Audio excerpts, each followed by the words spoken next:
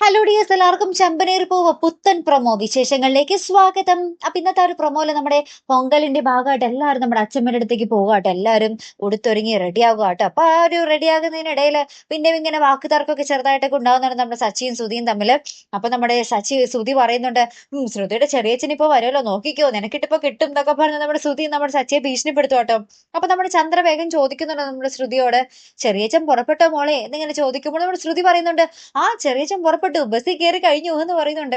അപ്പൊ നമ്മുടെ ചാച്ചി, ബസ്സാ, മലേഷ്യ എന്ന നാട്ടിലേക്ക് ബസ്സുണ്ടോ അച്ഛാ എന്നൊക്കെ ഇങ്ങനെ ചോദിക്കുന്ന രസകരമായിട്ടുള്ള ഒരു നിമിഷങ്ങൾ തന്നെയാട്ടോ. ശേഷം ഇവര് രണ്ട് കാറിലായിട്ട് ഇങ്ങനെ അച്ഛമ്മയുടെ അടുത്തേക്ക് ഇങ്ങനെ പോവുകയാട്ടോ. ആ ഒരു യാത്ര ചെയ്തുകൊണ്ടിരിക്കുക. അപ്പൊ നമ്മുടെ ചന്ദ്രമതിക്ക് അങ്ങോട്ട് ദഹിക്കുന്നില്ല. ഇനി കുറച്ചു ദിവസം അമ്മയെ സഹിക്കണമല്ലോ എന്ന് ഓർത്തിട്ട് ചന്ദ്രമതി ആകപ്പാടെ ദേഷ്യത്തിലാണ്. അപ്പൊ നമ്മുടെ രവീന്ദ്രൻ ഇങ്ങനെ കളിയാക്കുന്നുണ്ട് നമ്മുടെ അച്ഛൻ, ദേ പുറത്ത് ആവശ്യത്തിനുള്ള പച്ചപ്പും ഹരിതാപവും ഒക്കെ ഉണ്ട്, വേണമെങ്കിൽ കണ്ട് ആസ്വദിച്ചോ എന്നൊക്കെ പറഞ്ഞാ നമ്മുടെ അച്ഛൻ ഭയങ്കര ഹാപ്പി ആട്ടോ. അമ്മയുടെ അടുത്തേക്കല്ലേ പോകുന്നത്.